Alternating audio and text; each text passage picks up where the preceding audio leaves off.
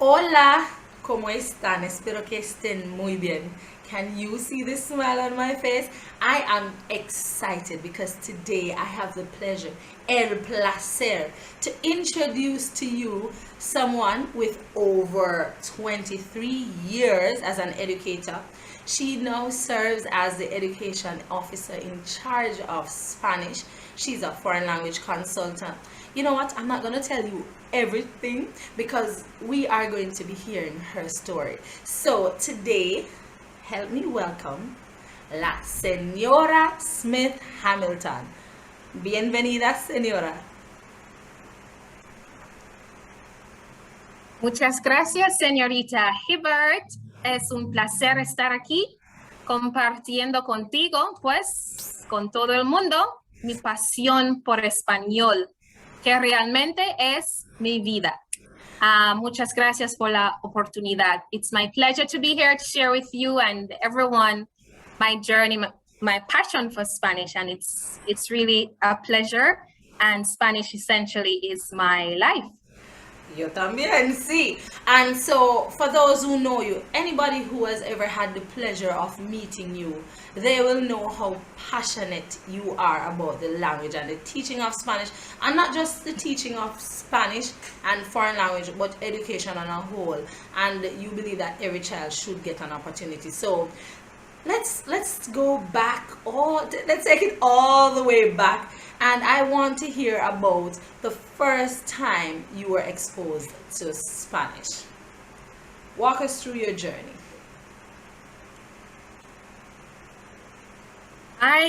It was in 1991, my first form at Knox High. It was that was the first time I ever heard Spanish. And I always say that I chose Spanish and Spanish chose me. It's really both of them. Right. The first time I heard Spanish, I instantly fell in love. I instantly fell in love. I just love how it sounded. I love the accent. It was indeed love at first sound and indeed first sight, because my first form teacher, Jelito Lewis Wallace, I owe this entire journey to her. I always say it because it was because of her and how she introduced Spanish to me that had me just fall in love with the language immediately. And it was everything that she would do with us in first form, right there in 7-2 Joseph's. I was just enamored with Spanish and I didn't want to let it go. And so Spanish would have stayed with me through all my high school years. I was associated with Spanish. I was known as the Spanish girl. I was always talking Spanish.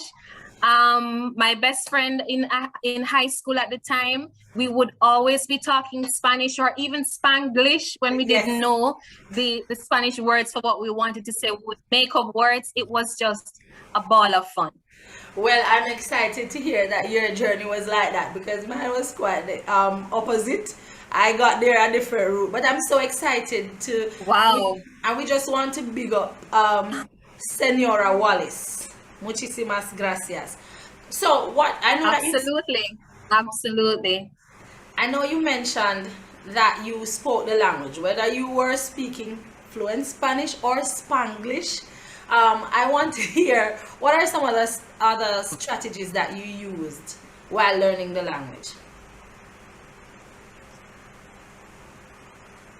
Well, essentially from then as a child, Right. into my teenage and young adult years, I really owned Spanish. It's like I created my own identity with Spanish. I would speak Spanish every day, even Right. to myself. I made Spanish a part of my life. I connected to it. I think in Spanish, or I thought in Spanish. I still do. Yes. And right now, I talk to my son in Spanish, and even before he came along, everything about my life was Spanish. The very first car that I ever owned was Esperanza, and everybody who knew me knew Esperanza, aka SP. My students knew Esperanza. My family members knew Esperanza, and now my car the car I currently drive is confianza. Oh, So Spanish has been, I have made it a part of me and a part of my life, because essentially that's what it is. It is not merely, well, it's certainly not a subject, right, or not to be considered just a subject. And it's not merely a language, but it is just a part of my life. And so just that essential point about making it a part of you is right, a good strategy. And then of course, you would look at many other things which I can touch on later on in our conversation. Some practical ways in which you can practice and make Spanish become a part of your life and essentially learn and improve the language. Okay, I'm excited. I didn't know that your car's name was Confianza. So the next time I see Confianza, I will speak Absolutely. to her. I use the name Esperanza too. Yes. They represent. Oh, I was saying I use the name. Oh, I was saying that they represent and of my seasons of my life. Right. That shows you how significant Spanish is for me. And you know, I love that you said that it's not just a language. And I always say this to my students too. It's not just a subject or another subject that you're doing. Spanish is a way of life. And whatever you are doing, you should be passionate about it. And well, after this interview, they'll feel, and whoever is watching will feel. They can feel your passion through the screen. And it's very important that whoever is doing it, you have to be passionate about what you're doing. But of course, you loved it and you spoke it and you named your cars after it and everything. But what were some of the challenges though that you would have faced? Well, I'm going to share with you challenges from two perspectives that I have faced. I am going to share with you challenges that I have had as a learner of Spanish and also as a teacher of Spanish. Okay. So I'll share first the learner's perspective.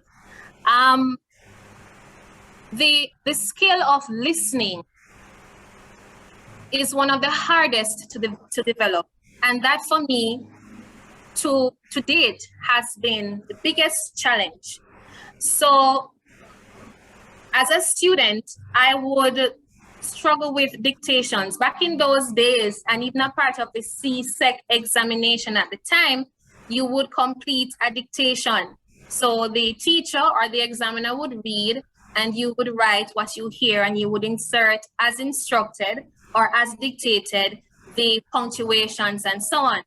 Wow. And that would continue, that difficulty with listening would continue during my college and undergrad years, and even in undergrad years at UWI. And I wasn't quite fond of labs and going to the lab.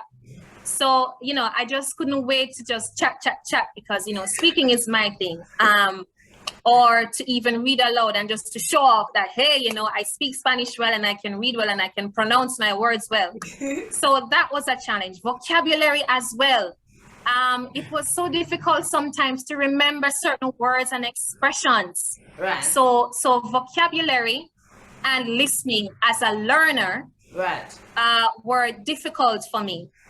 How did I overcome them? Well, I'm still overcoming them. Yes. Especially listening.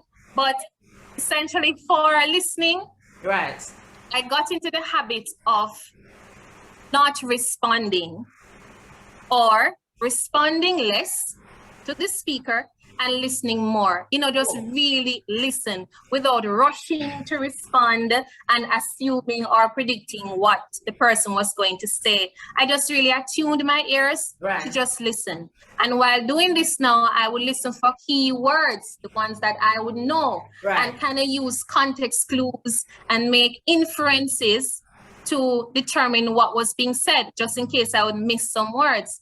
And so I made inferences, especially in a real-time conversation. Inferences can be made not only from the vocabulary being used, but also in the undertones and the body language and so on. Also, I allowed myself more. No, I was when you spoke about body language, I'm saying if you see the person doing this, you know that they're not happy with you. So it gives you an idea of where the conversation is going. Exactly. Or they're not happy with with the situation. Right. So I also allowed myself more exposure. And I am deliberately saying allowed myself exposure because many times I had to create that for myself. You have to be very proactive when you're learning a language and when Right. when you want to improve your language skills.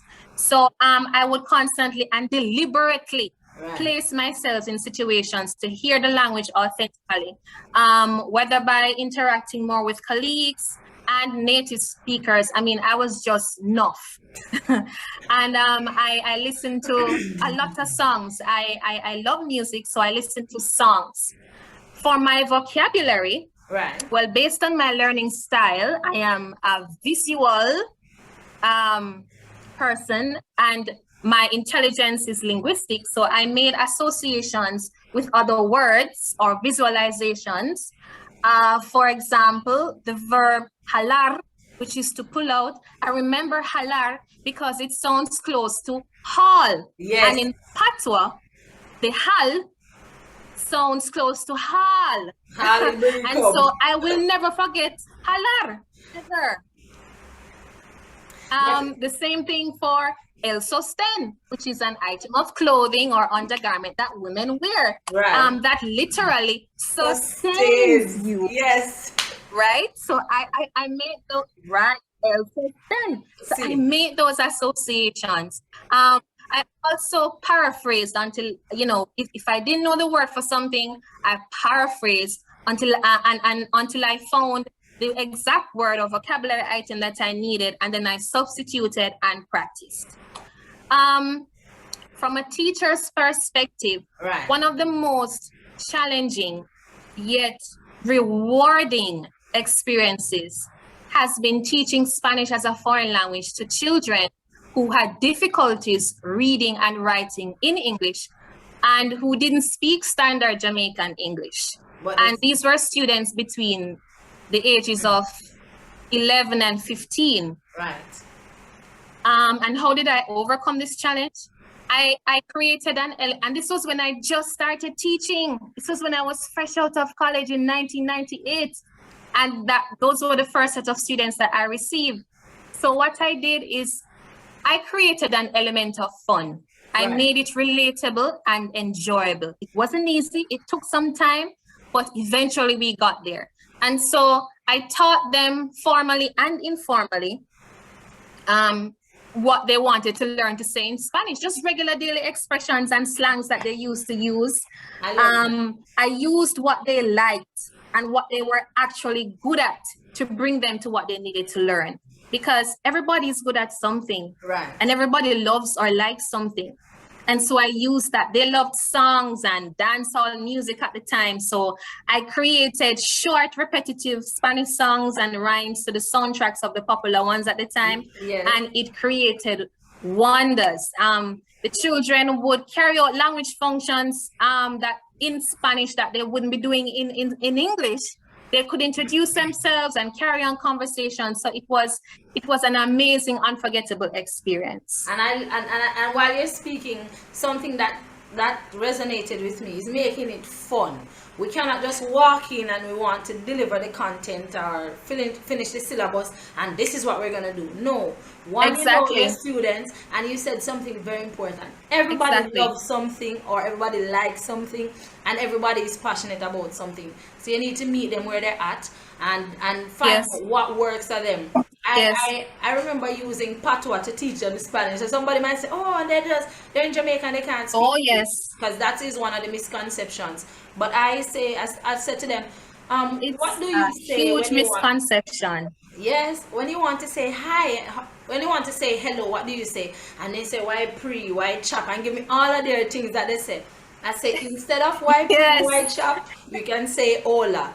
What do you want to say when you want to say how are you? And they tell you, oh man, I eat, or all of those things, and you tell them, come. Yes. And once they make a connection, and the first thing they realize that they can do it, because sometimes it's the belief that no, I can't do it, why they might back away. But as you said, you give them the music, you give them things that they are familiar with, and you take them Yes. from the known to the unknown. So I love that.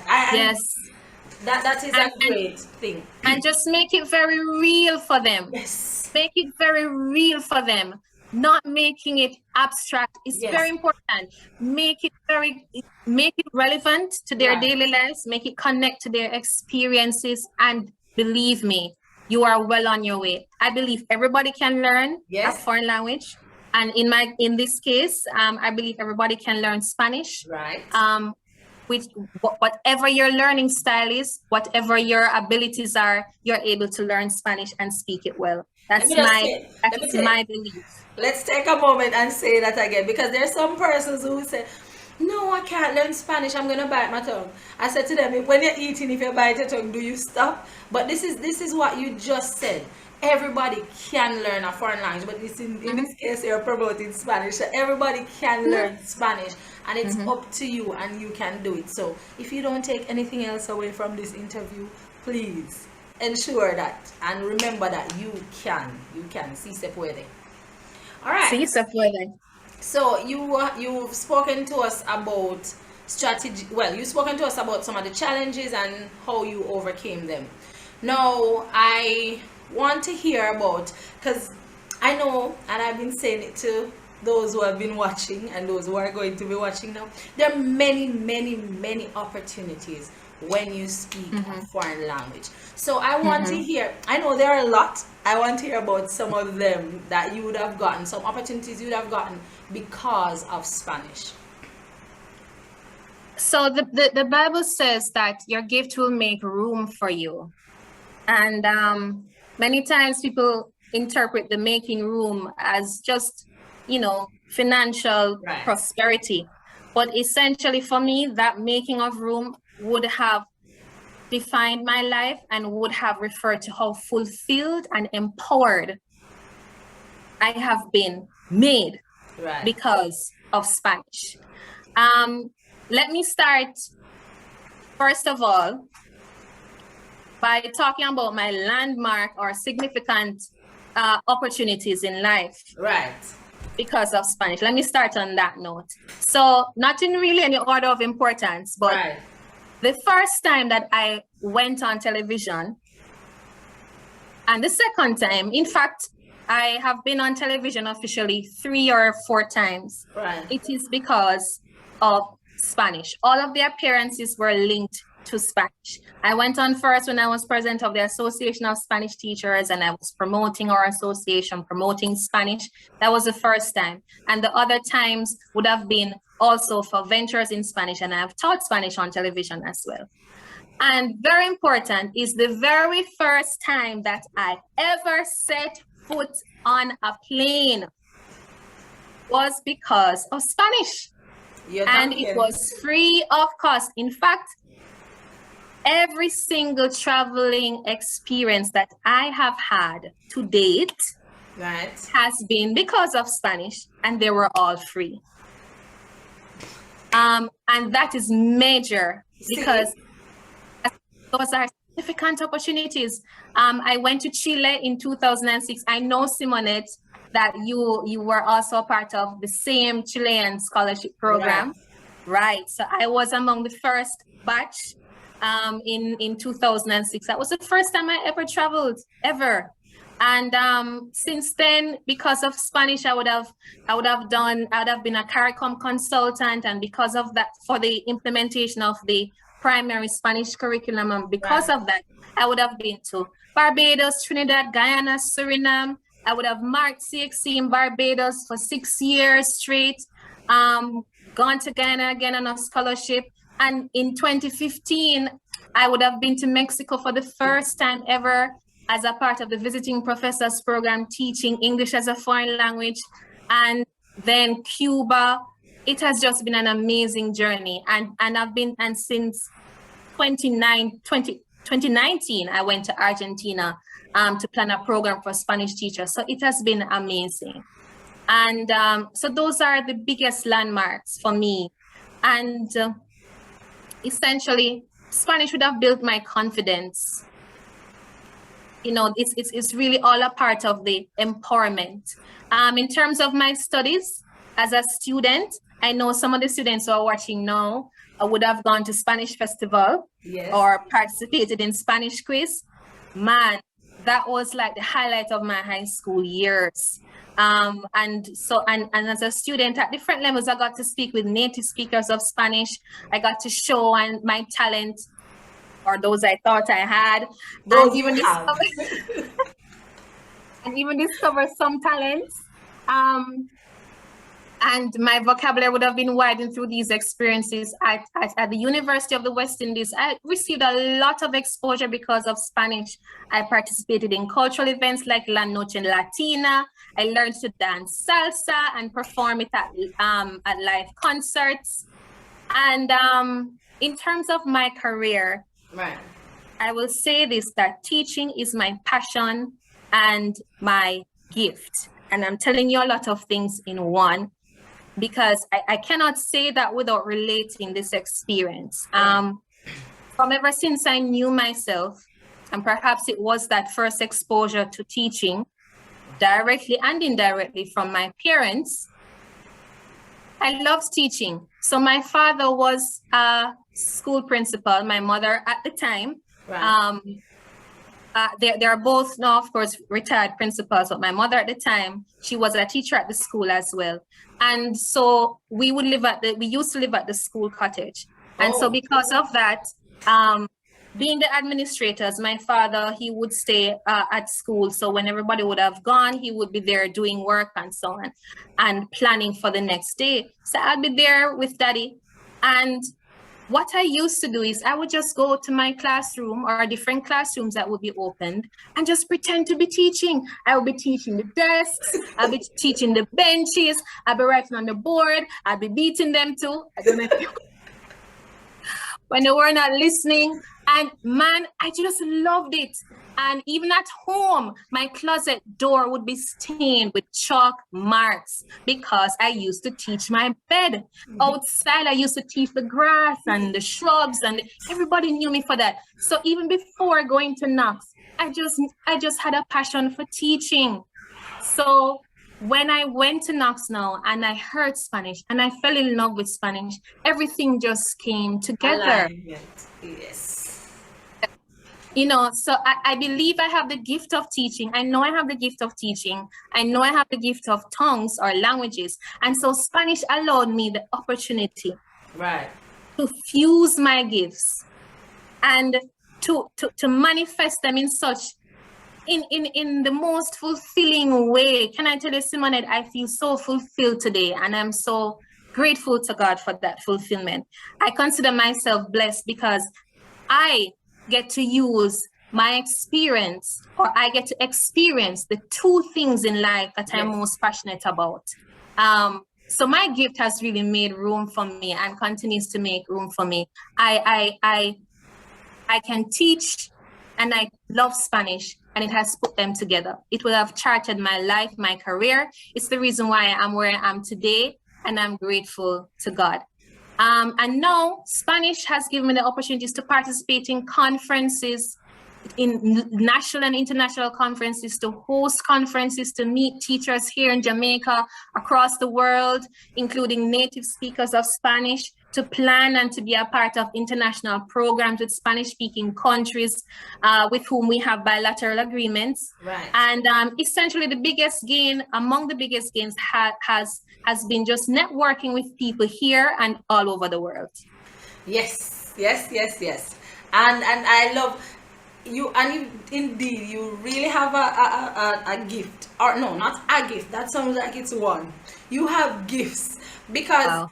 I, having met you and worked with you on numerous projects, it's not just oh guys, you have to do this. No, the way in which you put across what needs to be, we are excited about doing it because your passion is also evident. Because sometimes people might just say, oh, do this, and they are not doing it. No, you really live what you preach. And you, let me just take this moment, because sometimes we wait until a long time, and then we say, oh, you know, she was very. No, I want to take this moment to tell you that I I have been, you have motivated me, and Wow. it has been in such a way where, like, I just get excited about the language and and your passion. It's, you know what they say, a teacher has like a candle and ignites everybody. Well, you have been igniting it for us. I know we might Wow. not say it enough, but it's so true, because whenever I have the opportunity to work with you, and also as a teacher, I've learned this from you too. When you're giving feedback, because learning is a process, and I want everybody to understand that, whether it's Spanish or just in Mhm. life, whatever you're doing, it's a process. And I've Mhm. learned so much from you. And sometimes I might do something and I need to change it. I say, well, Simonette, what we could do here, and you're giving me feedback, and no, I really really appreciate it. So it's in a way which we know that it's for our growth. And so, to teachers, to parents, whoever is watching this, when you are giving feedback, maybe you need to go to her class if you're offering that class. But it's very important, very very important, when we're getting feedback for whatever it is. I've learned so much, even working here with the, in the last project, that the major project, that is the Emergencies in Education Initiative. Mhm. I've Mhm. learned so much, True. so much. Yes, Yes. I've learned Yes. so much. And so when I heard of the opportunities you've gotten, yeah, the Chile experience, fantastic. And Oh, anybody yes. who Yes. It is changed my thinking, life. yes, it does. It does, and I got, because when there's here free, they might think it's just the plain fare, but It was we got everything. everything, plain fare, food, the diploma, because we did a diploma. We went to school, the university. Well, Mhm. I went to La Universidad Pontifica. Which university is the same one that you did it with? La Universidad Metropolitana. See, That one. Mhm. and they even gave us money because I got a stipend. Mhm. Yeah, we did. Yeah. Yes, so it's great experience, and it's free, free, Yes. free. That somebody said there's nothing better than free. This was free, and so again, to all the teachers, to everybody who is watching, I want them to know that they can do it. And whenever you're passionate about something, it is contagious, because for me, Definitely. your passion has been contagious. And for you, as Wow. you would have said before, because of Senora Wallace, the Yes. first day or the first time you were exposed to the Mhm. language, you would have said, no man, I want to do this. And I think ultimately money is a part of it, yes, and all of that, but ultimately, that, because even if she had given you 10,000 at that time, you would have spent it already. But Mhm. that experience and that Mhm. impact, that It stayed. mark that she left, stayed with Mhm. you, and now Mhm. you're pouring into other people. Mhm. So, And may I say something before you continue? I just wanted to respond to something that you said earlier on, and then pick up back at Mrs. Lewis Wallace. I I have been blessed to meet educators, outstanding educators like yourself, Simonette. You have been, wow, you have just been trailblazing, muchas gracias. believe me. And I would have been so blessed to work with and to collaborate with outstanding Spanish teachers like yourself. And just the biggest blessing for me in my work, because I don't consider it a job, Right, because for me, what I do is linked to my purpose, which right, is predestined. So right, I consider it my work, is what I was placed here to do. Just the teachers, and of course the students, right. because they're the be all and end all. That is the biggest blessing for me. And so I would have been equally blessed to work with and to be impacted by you and thousands of other teachers, not just in Jamaica, but in the Caribbean, my colleagues in the Caribbean, in CARICOM, and just internationally. So the whole journey continues to be a blessing. And I mentioned Miss Lewis, or Mrs. Lewis Wallace, and then I was one of those persons who was so blessed to get the good foundation, Yes, and then continue with somebody who is equally passionate, because after Miss Lewis, then there was Sidonie Graham. And man, she took us up to CSEC. And you know, I was so blessed for that experience and to have these outstanding teachers, because she was passionate, she was good, man, and she had you studying and speaking Spanish. Right. So Miss Lewis would have ignited the flame, and she Right. just kept it burning. Yes. And then know that was Dr. Banke. She is the reason why I would have made my mark as a methodologist. And it was her belief in me that would have propelled me to where I am now as well. She was just an outstanding and continues to be an outstanding educator and very significant person in my life. So I really want to acknowledge them. And because this is an opportunity, I'm just using it. And it would be remiss of me to say that even before I went to Knox, my grade 6 teacher of blessed memories, Muriel Emden, she was for me teacher. That's all I called her, teacher. Man, she was outside of my parents. She was the first outstanding educator that I've ever met. And so all of those experiences would have just impacted teaching for me and where my life is right now. And you know, when you were just speaking and I'm listing it speaks about the importance as educators, the role we play in the lives of our students. Yes. Because when your students remember you, they're going to remember you one of two ways. Either you're going to make a mark regardless, but depending on what kind of mark you're making. So is it that you're going to leave that mark that you're talking about, you think about them and you smile and you remember how you felt in that moment? Because the content is important, but also very important is how your students feel, and then because they would have been motivated by you, they will carry on the mantle. So if they say, oh, my teacher just did this, then they might just do that, and that's not what you want. So we want to take this moment to commend all the fantastic educators. Yes, absolutely. As you would have said, because of Spanish, because I'm here in Montego Bay, I've met teachers in Kingston, everywhere, and with the Chilean scholarship all over the Caribbean. But because of Spanish, I've gotten the opportunity to meet some excellent educators. So we want to take this moment to commend. This is also a thank you to everybody. We want to commend everybody, because sometimes you might be feeling, and you're not doing it to be seen. That's not what you're saying. But we just want to take this moment to thank you, because you are doing a fantastic job, and you're changing lives. Yes, I just want to big up all our educators right now, all of you. Yes, Spanish, French, Mandarin. Let me not start calling the subjects. Every subject, every foreign language subject, and every subject. So yeah, we want to mention that. So I'm excited to hear about your journey. So it started, those who ignited it, and you keep the fire blazing. And so we also want to remind everybody that there are many opportunities. Travel is one of them, but it's not just travel. There are many other things that you can do. But for students who are going to be sitting CSEC during this time, because I've said to them, these are the first set, maybe starting 2020. But before this, a lot of persons went to school face to face. So they are the first set that's well, not this group, but in this period. I've never been in a pandemic before 2020, and I heard that the last one was 1920.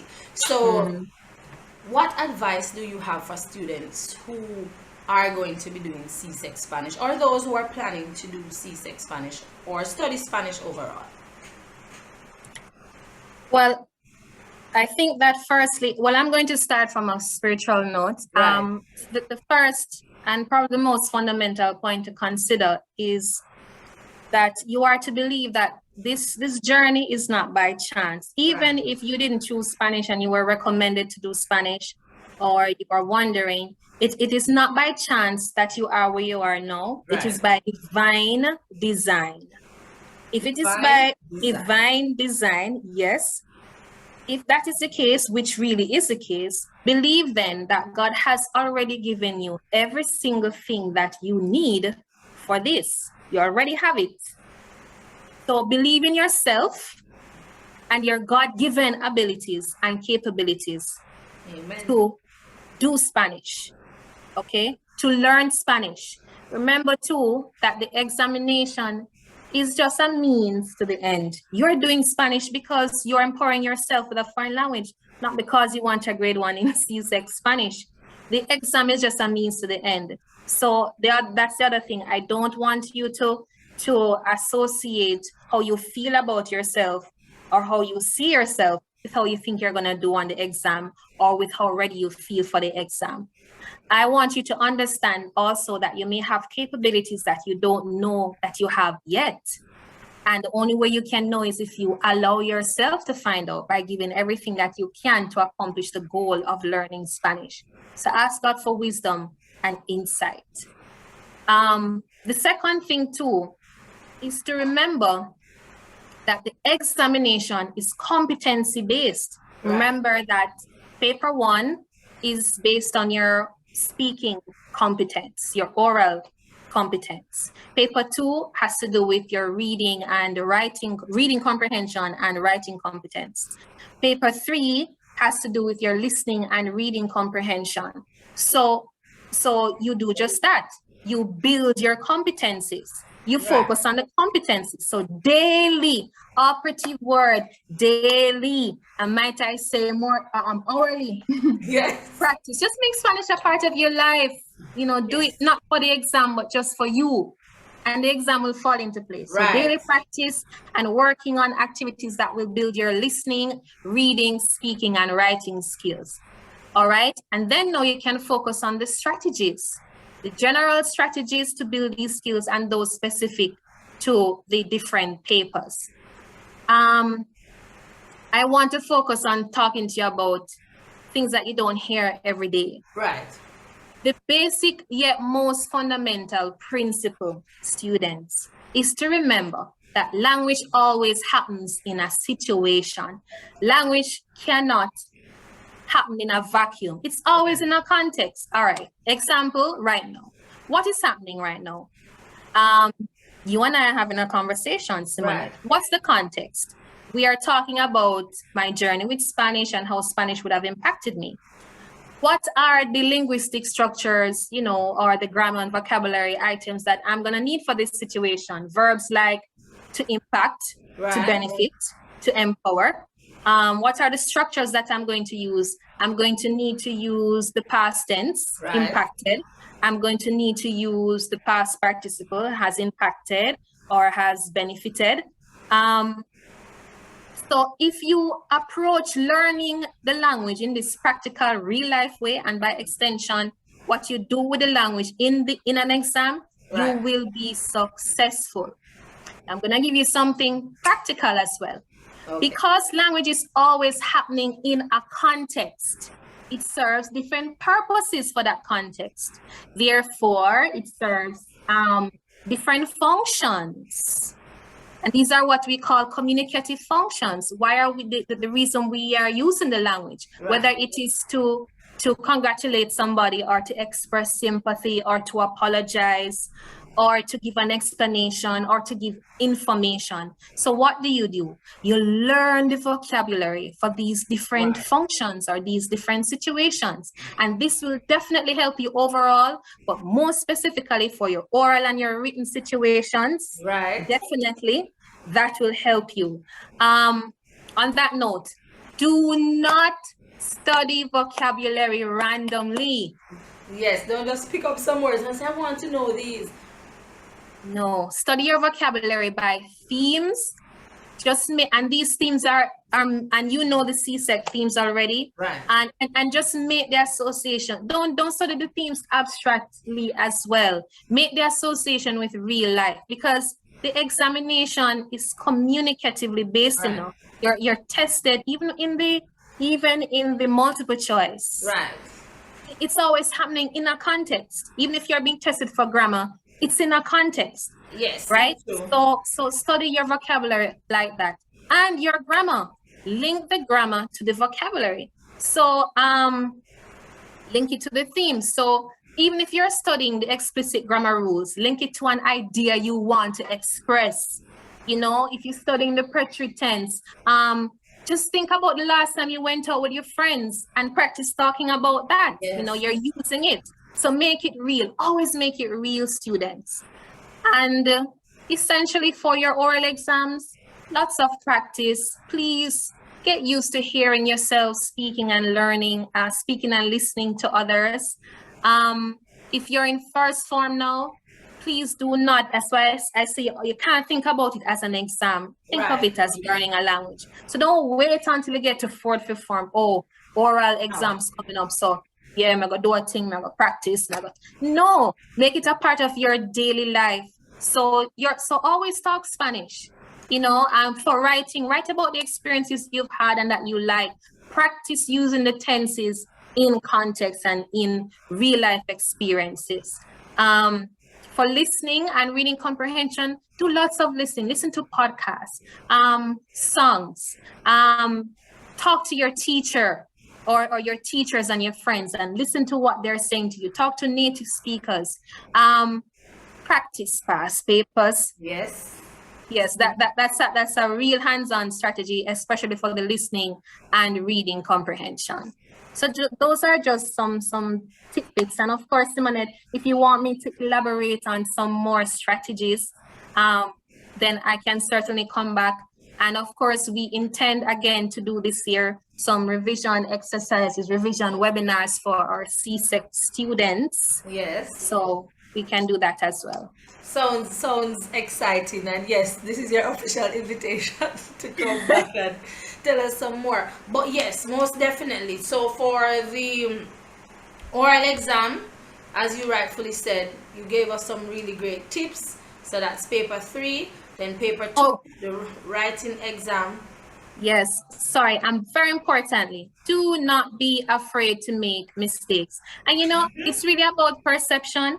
Right. I don't think you should call them mistakes. I think you should call them opportunities to improve. I was just about to say that, because with the growth mindset strategy, that's something I teach my students. It's called growth opportunities. So everything is an opportunity, and once we start looking at things like that, this is an opportunity.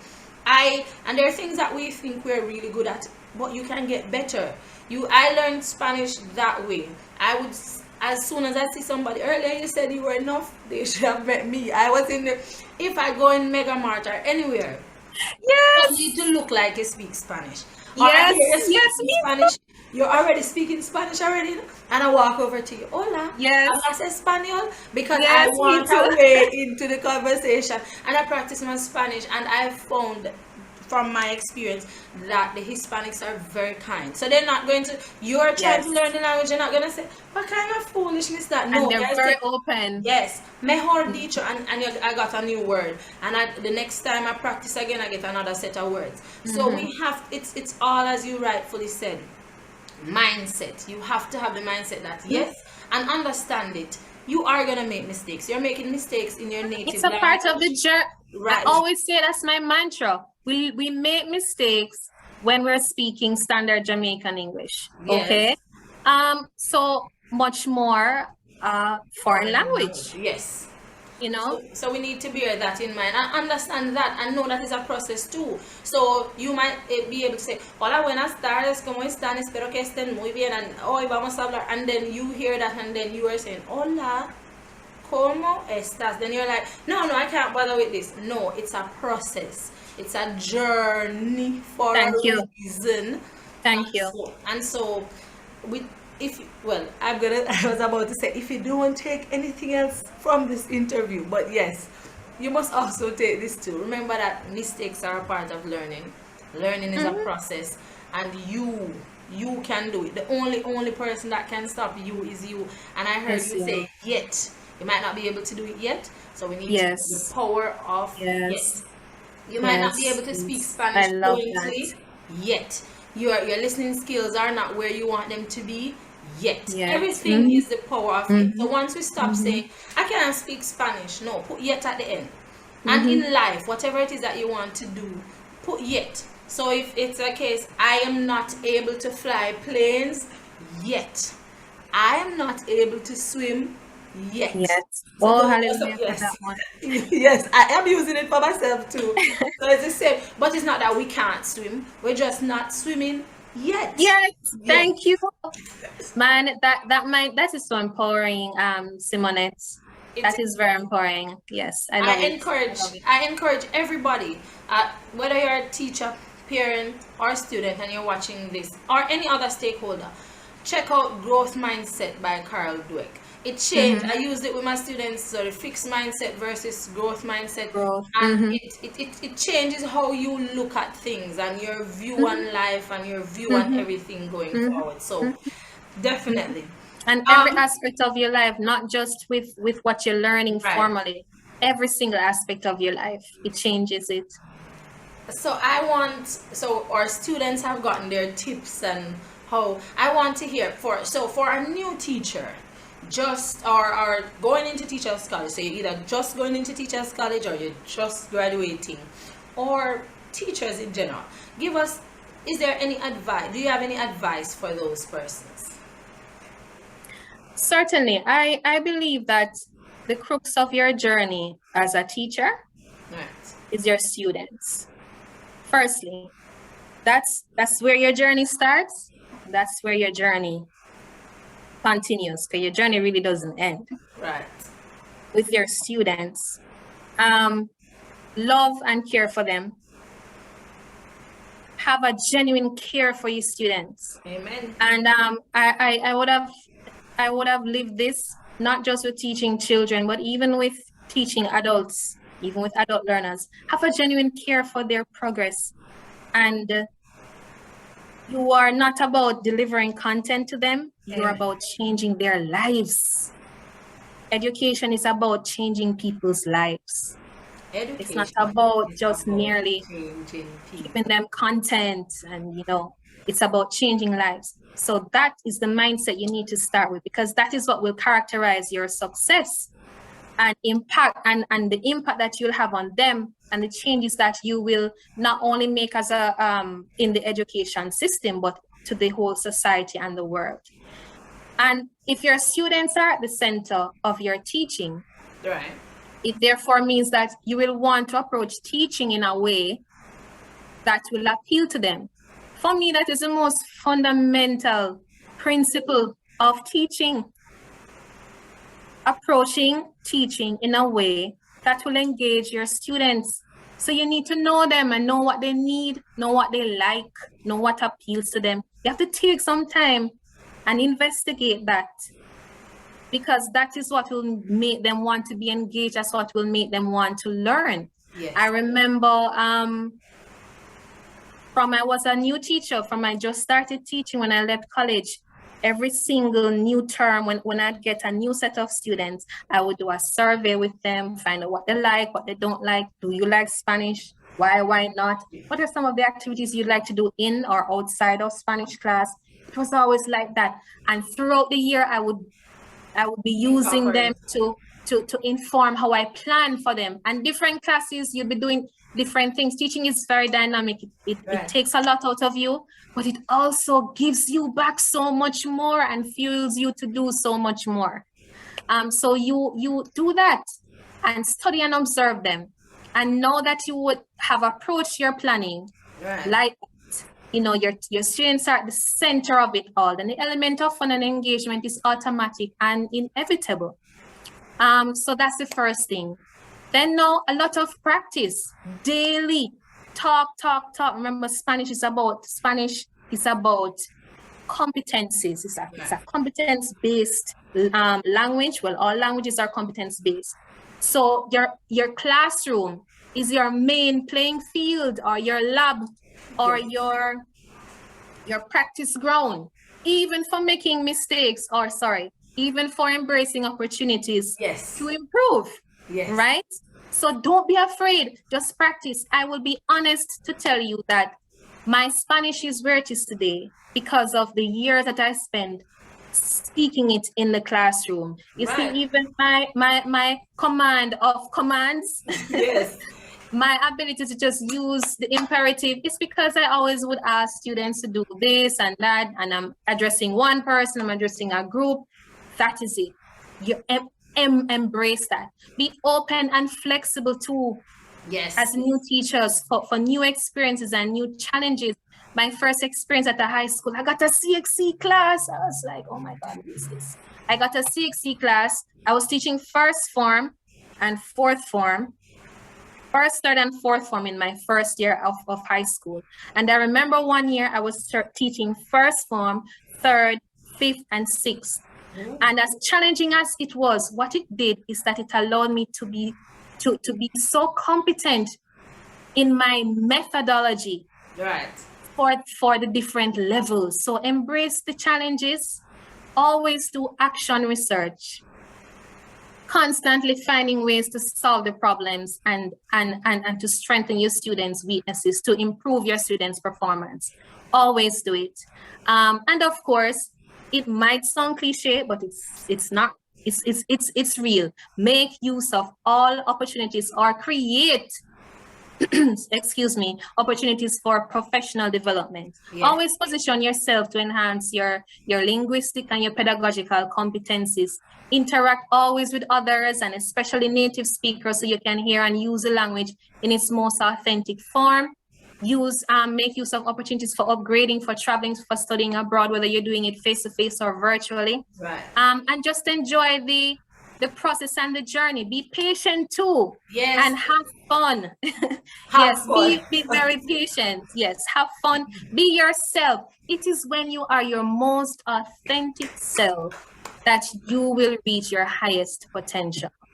That is so true. That is Yes. so true. That's Yes. your seasoning. Both of us can be teaching the same exact content. We're looking at the same exact lesson plan, but you, because there's nobody else exactly like you. No, Yeah. no, and you were made to be you, and Yes. because you are made to be you, that is when you're going to reach your highest potential because you're doing what you're being who God created you to be. Yes. Yes.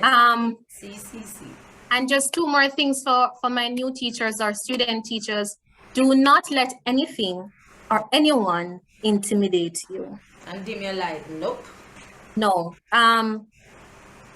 You are, in the case of student teachers and teachers who are not native speakers of Spanish, sometimes you may feel intimidated because of that, right? Sometimes, and it's natural, right? And I can tell you from experience, it is natural. But actually, I think you should feel very privileged and proud of yourself, right? Because that is an accomplishment. You are so good at the language that you're able to teach it as a foreign language to somebody else. Perspective. It's about perspective, right? It's a massive accomplishment. It's a foreign language, man. It's your superpower. See? Yes, and if you are young, you're just starting off or even in college, do not feel intimidated by your youth and do not dare let anybody make you feel that way either. I started teaching when I was 19 years old. I was teaching students who were 16 and 15-year-olds. Right. And I earned the respect of my students. You know, I earned their respect by virtue of different things, my respecting them, yes, my approach towards teaching, my approach towards just caring about them and wanting the best for them. And so I would have earned that, and I made a mark in that school, my first school, on the students and on the institution itself. So just have confidence in yourself and don't be afraid to take chances with the language and with teaching itself. Be adventurous in your teaching. Yeah. Make up your own methodology. Nobody knows your students like you. They're in your hands. Love them and just go for it. Just go all out for them and have fun. Just enjoy it. It is so true. And you said something, and it has been said throughout. Your students know, your students know when you care about them. And when your students know that you care and you respect them, then they also go all out for you. So another teacher might say, oh, this class is but because of how Yes. you are with them, Yes. they will try. I can't let down. Sometimes they start by saying, I can't let down Miss, but ultimately they don't want to let down themselves, but they Yes. start by saying, and the opposite is also true. Me not do fear a subject because they look at it as Yes. a miss subject. Me not like her, so me not do her subject. So it is that is also important for us to bear in mind. So you said it throughout that love your students, let them know that you care, and then because there are challenges. We're not coming here and say once you love them everything is fixed, but we're No. also saying No. that if No. you love them, I guarantee, I can speak from my experience that they are going to show up for you because they know that Yes. you are showing up for them. Yes. And your love for them and wanting to see the best for them, that is what will characterize how you treat with the problems that will come up between Right. you and them. Yes. Definitely. And another thing you said is action research, because learning about growth mindset, the first time I heard about it, I was completing an action research, and I would have done for my degree communicative approach. So I said I don't want to do that again. I want something new because I want to find out. I went to my vice principal and I spoke to him and he said growth mindset. I didn't before that time. I've never heard about growth mindset. And when he spoke to me and I started looking at it, I said, this is not just for Spanish, this is for life. But That's what I exposing my students to the growth mindset strategies and having them the language change, and I saw an improvement in Spanish. So yes, action research is That's very amazing. That's important. amazing, Simonette. And That's amazing. also collaborating. So collaborating as teachers, or students can collaborate with their classmates and persons in other schools, but as a teacher too, I found that again I've learned. So when I get feedback, this is how I view feedback, and for the almost 98% of every feedback I've gotten, it has been from a good place because there's a difference if you get it like we should never belittle people with giving feedback, because you can give feedback even if everything on the paper is wrong. The content is wrong, you can still leave the person with their dignity. And so in collaboration, I've learned so much by collaborating with my colleagues here in this country and internationally. So again, for teachers, bear that in mind. We might say, oh, we've graduated, we have a degree, we have a master's, we all can learn from each other. So that is important when you and ask for help. Ask for help. Yes, yes, that is very important. Don't let anybody, don't think about it like they go say, oh, me don't know that. If you don't know it, the only way to know it is to find out and ask for help. So yes, but you see, sorry, Simone, by divine design, again, I can't help.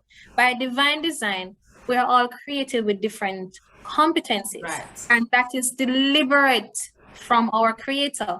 And so my weaknesses might be your strengths. So he placed us here together to build each other up and to empower each other. So we must always be collaborating. And let me tell you, something that is very powerful for us as educators is collaborating with our students. We can reach, believe me, that will take us to a whole new level of fulfillment and accomplishment, even as we try to reach other students who need to be reached. Certainly. So that's something that we can definitely use as a regular common practice to collaborate with our students in the whole process of teaching and learning. And just being. Go ahead. Oh, and just being, yes. And also, because I find two things that I'm going to say quickly is one, when your students see you as the model, the role model, and you, for example, I've seen students ask me a word in Spanish, and I said, I've never had to use that word before. Let me find it out and let you know. And we find it out together. It's okay to say you don't know something so that they can be okay with finding out information.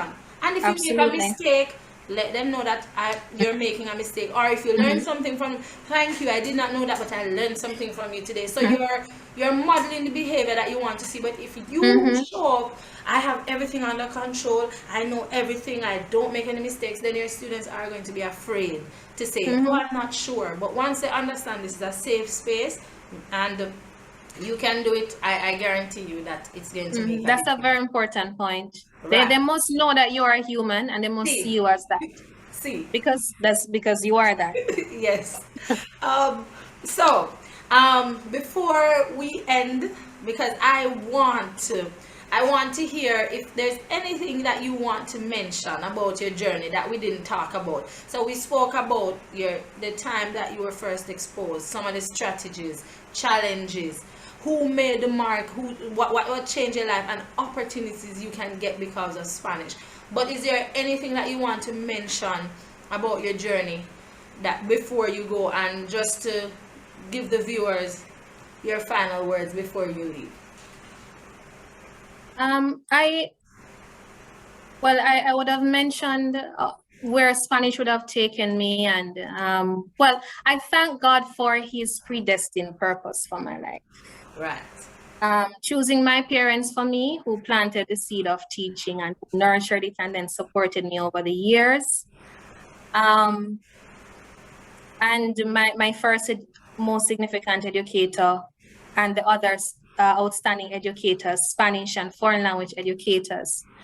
But what would my journey be without my students? See. Really, throughout all the seasons of my life in education and in teaching, my students have been my fuel. I remembered when I just started off teaching. Wow, those students, the things that we did together, it was just amazing. And my student, and then moving from that primary and junior high school to an all-boys school, my boys, and then to Teachers College, my student teachers. And it wasn't just those who I taught Spanish. Right.